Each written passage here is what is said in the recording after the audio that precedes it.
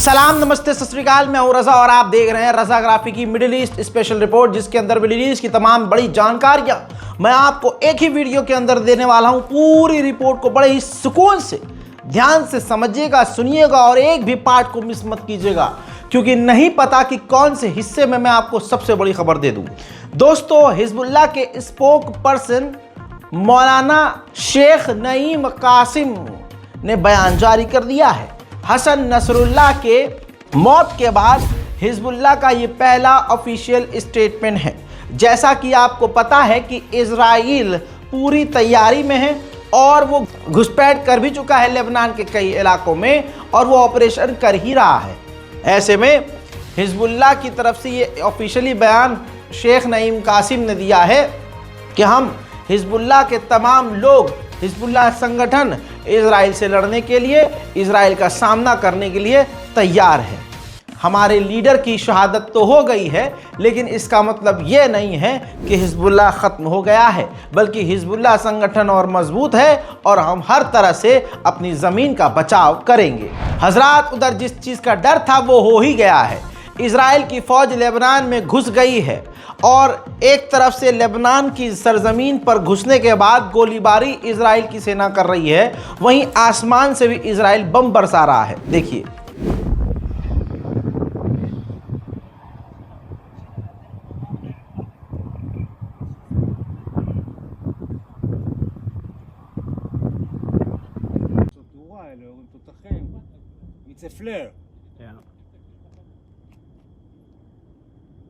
כן, עם הכתב.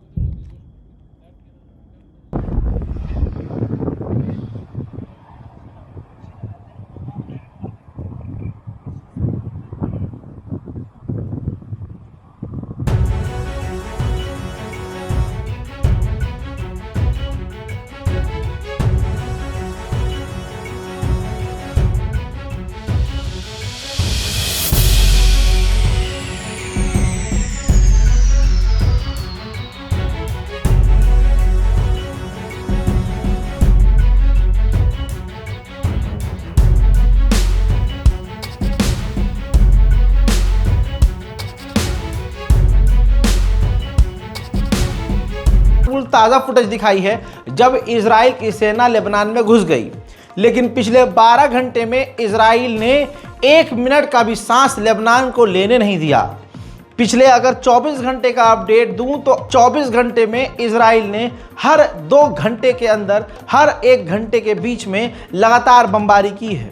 Lebanon पूरी तरह से गज्जा बनता हुआ हम अपनी आंखों से देख रहे हैं। तमाम अरब देश खामोश हैं और यकीन कीजिए, जो आज खामोश हैं कल उनका नंबर लगेगा। देखिए,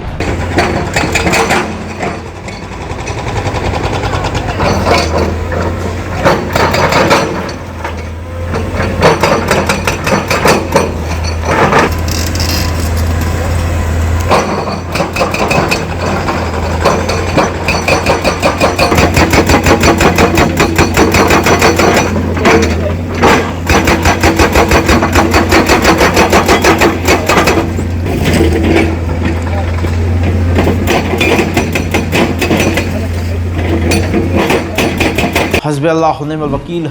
इन तमाम हमलों को आपने देख लिया।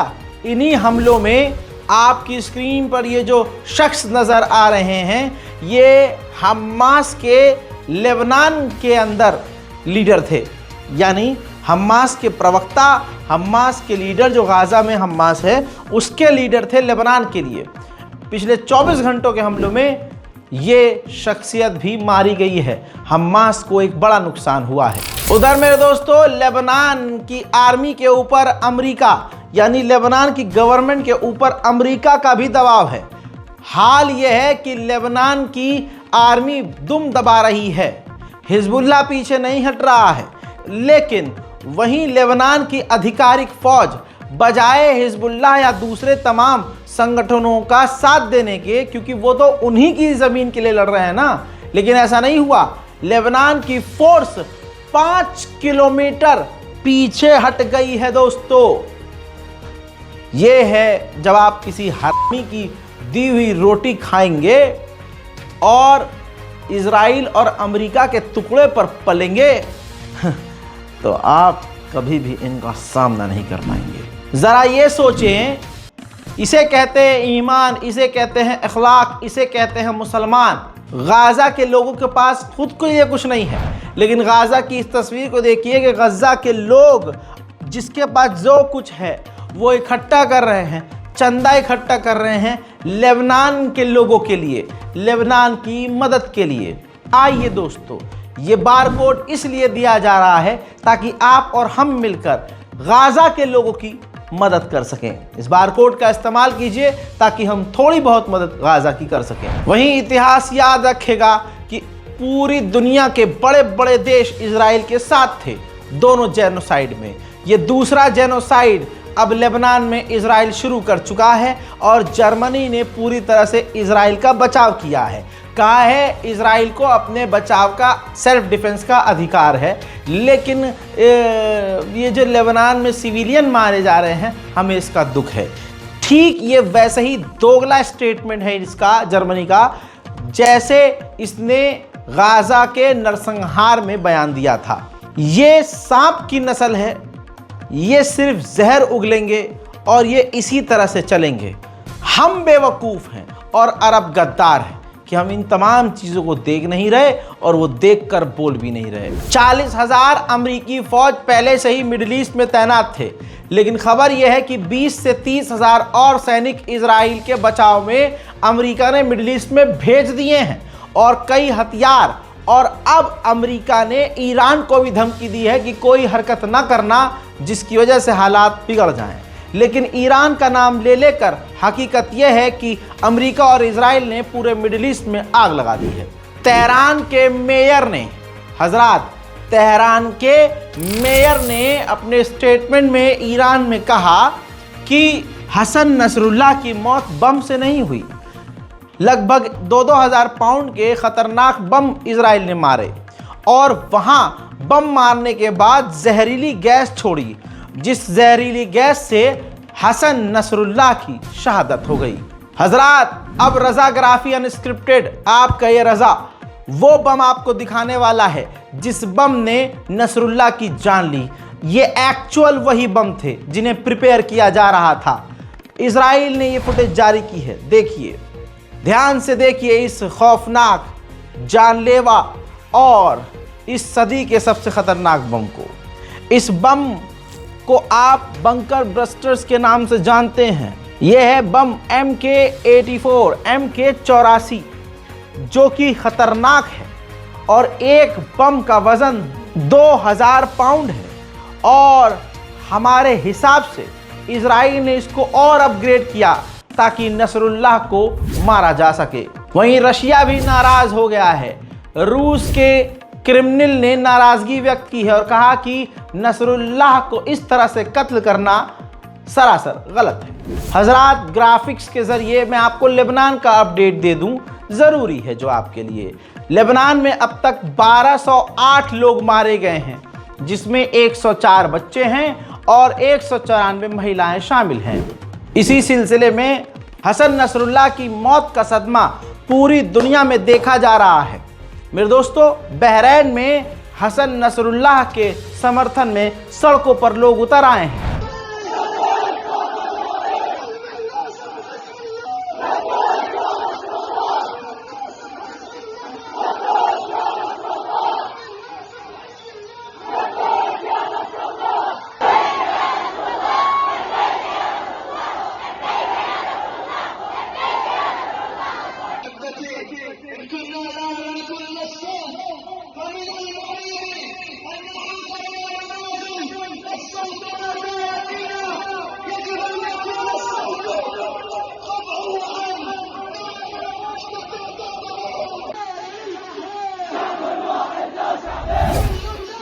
ऐसे ही भारत का हाल तो और ही बुरा है, जहां भारत के मुसलमान खुद रोज पीटे और मारे जा रहे हैं। जो भारत के मुसलमान बेचारे अपने लिए नहीं बोल पा रहे हैं, ऐसे में जो फिलिस्तीन का झंडा भी लहरा दे रहे थे, इस दोगली सरकार के द्वारा वो फिलिस्तीन के झंडे को लहराने वाले गिरफ्तार भी किए जा रहे हैं।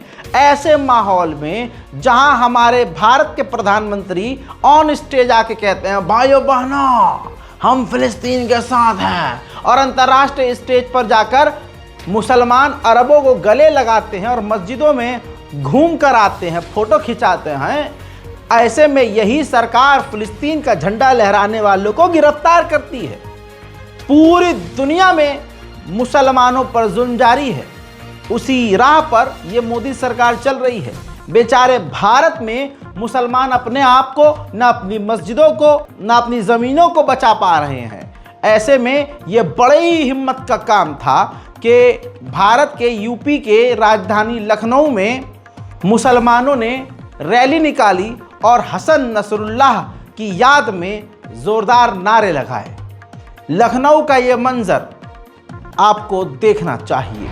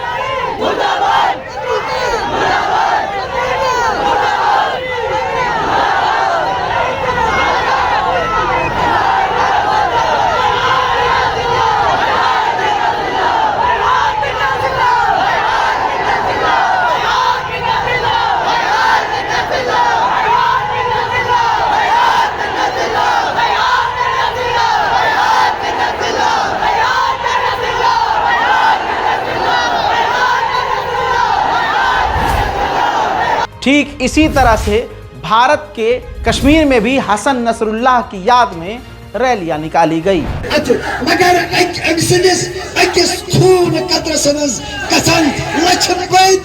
हसन नसरुल्लाह पाद ये मुकावमत जारी सारी थावन यमन दिन में पंद इसराइल दिन में बेतफसीदन हवाईरन दिन में पंद शदीद अज़ाइरन कामयाब गसले।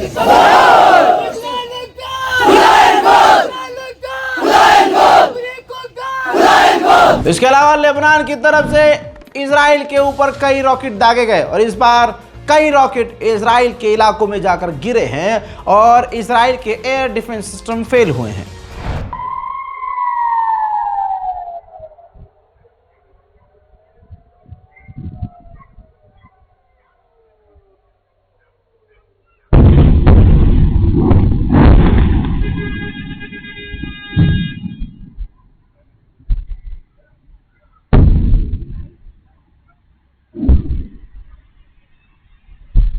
חבר, אתה לא מתקרב לשם עכשיו. בוא נבדוק, אולי יש מישהו בפנים, אחי.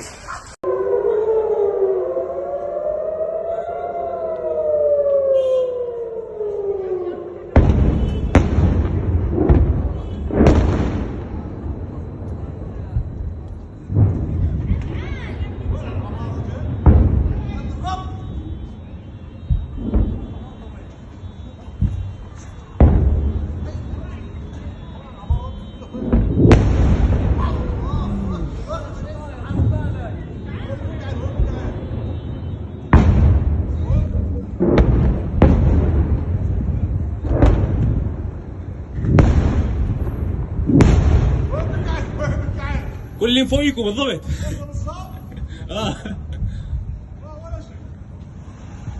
उधर इजराइल ने ईरान को धमकी दी है कि अगर हमारे और हिजबुल्लाह की लड़ाई के बीच में आए तो तुम्हारे न्यूक्लियर फैसिलिटी को कुछ ही मिनट में तबाह कर देंगे।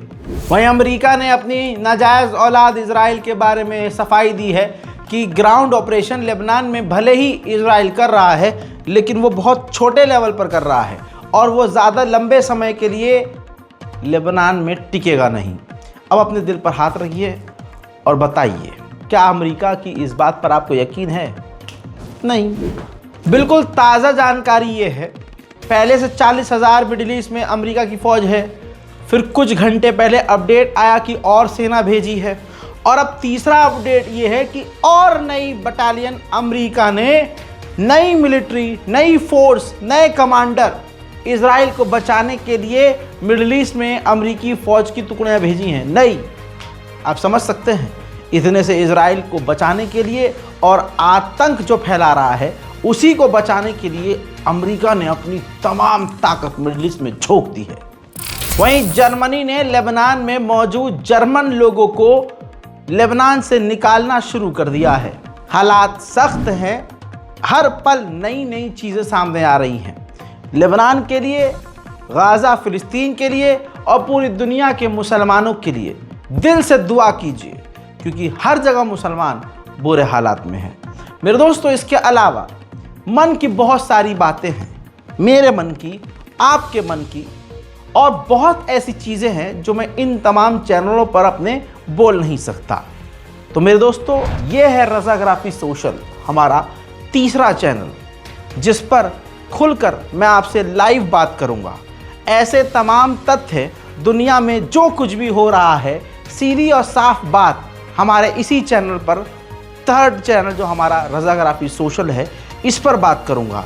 तो अगर आप चाहते हैं मेरे और करीब आना, हमारे टीम के और करीब आना और चीज़ों को खुलकर समझना और मुझसे बात करना और हमारी टीम से घुलना मिलना और दुनिया भर के तमाम मुद्दों पर कड़वा सच सुनना चाहते हैं, तो मेरे रज़ाग्राफी सोशल जो हमारा चैनल है, थर्ड चैनल है, उस पर ज़रूर आइए, ताकि हम एक फैमिली की तरह बैठकर कुछ बातें कर सकें। यकीन कीजिए, जैसा आज तक आपको हमारा कोई वीडियो देख के नुकसान नहीं हुआ बल्कि फ़ायदा हुआ है, इस तीसरे हमारे चैनल पर सबसे ज़्यादा फ़ायदा होगा। इस पर मैं आपको बहुत कुछ सिखाने वाला हूँ, बहुत कुछ बताने वाला हूँ और आपको बड़े बड़े फ़ायदे पहुँचाने वाला हूँ। चाहे आप यूट्यूबर बनना चाहते हैं, चाहे आप एक कामयाब इंसान बनना चाहते हैं, चाहे आप इतिहास जानना चाहते हैं, चाहे आप माहौल को पढ़ना चाहते हैं, चाहे आप जंग के बारे में जानना चाहते हैं, चाहे आप मिडल ईस्ट को और अच्छे से जानना चाहते हैं, तो हमारे तीसरे चैनल रज़ाग्राफी सोशल से जल्दी से जुड़ जाइए। जय हिंद।